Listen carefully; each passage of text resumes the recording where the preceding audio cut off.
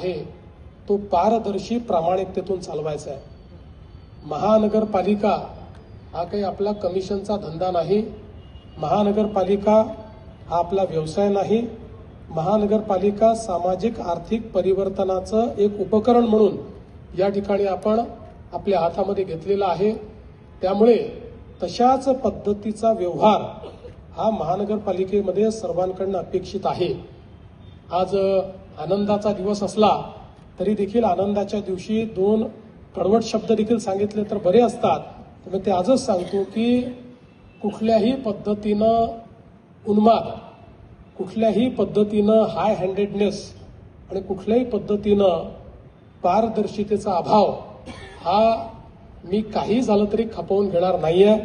त्या संदर्भात कोणी किती मोठा असला तरी देखील आता या जनतेच्या मॅन्डेटपेक्षा मोठं कोणी नाही।